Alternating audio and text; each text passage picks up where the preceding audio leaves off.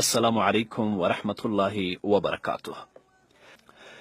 زمونږ یو ورور پوښتنه کړې ده، وایي زه یو مشکل لرم، زه په وسوسو کې ډوب یم، سوچونه مې ډیر دي، په ګناهونو کې مبتلا یم، نو ستاسو څخه هیله کوم چې ماته په دې اړه معلومات راوښیي. په دې کې شک نشته چې هغه انسان چې ګناه کوي، الله رب العزت به په هغه ګناهګار انسان باندې د پریشانی، د شکونو او د وسوسو دروازې پرانیزي.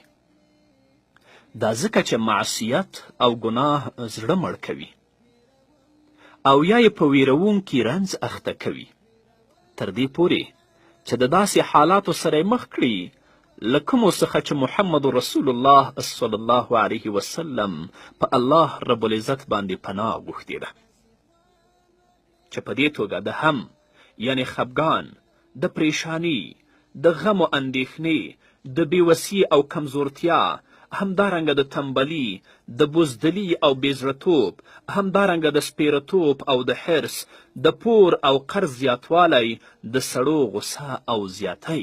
یو سړی چې ګناه کوي، الله رب العزت به د دې ټولو دروازه ورته پرانیزي.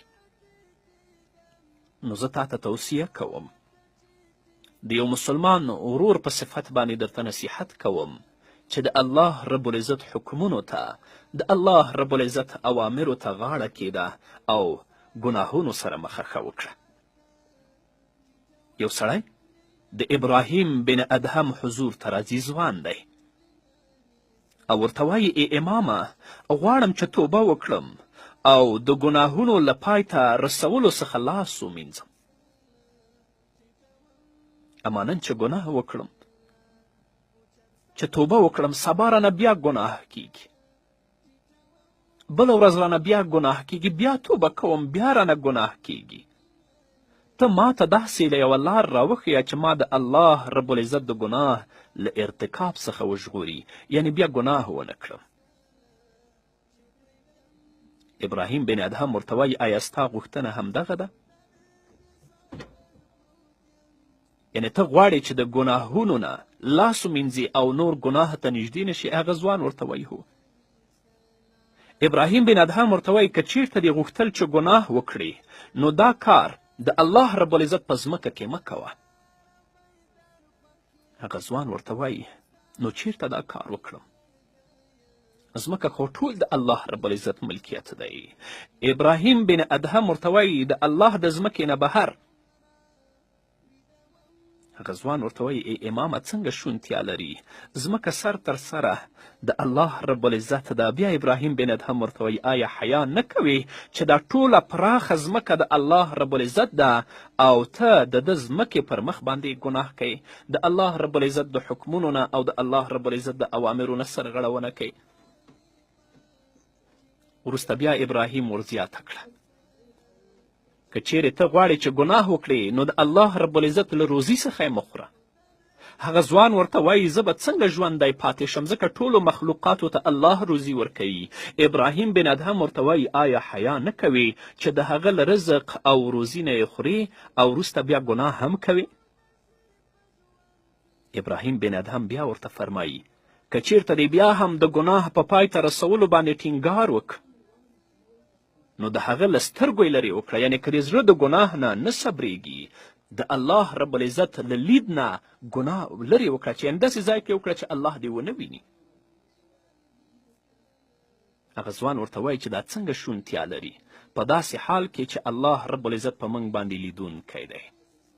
بیا ابراهیم ورته وایي آیا حیا نه کوې چې د هغه په حضور او د هغه په وړاندې معصیت وکړي؟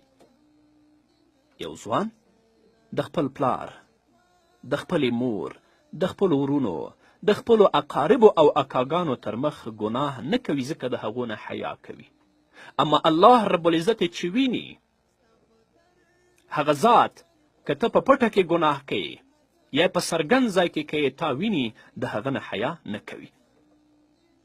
وروسته بیا ابراهیم بن ادهم ورزیاتوي نو که چیرته دې بیا هم د ګناه په پای ته رسولو باندې ټینګار وکړه، نو بیا د دوزخ څوکیداران او ساتونکي چې کله په تا پسې راغلل، هغوی ته وایه چې زه له تاسو سره نه ځم. یعنې که د زړه له ګناه نه صبرېږي او ګناه کوي خو د حشر په ورځ چې کله تا پسې الله رب العزت د جهنم څوکیداران او ساتونکي رالیږي نو ته بیا ورته ووایه چې زه تاسو سره نه ځم. ځوان ورته وایي دا توان به په ما کې چیرته وي. نو ابراهیم بن ادهم ورته وایي چې بیا ولې ګناه نه پرېږدي. نو که تا ګناه پرېښودله الله به دې د وسوسو نه مو ساتي، د شکونو نه به دې مو ساتي، د پریشاني نه به دې مو ساتي، د غم او د فکر نه به دې مو ساتي. اما که په ګناهونو کې ډوب وې نو په دې سوچونو، تشویشونو، غم او فکر کې به هم د دې نه زیاته ډوب وي.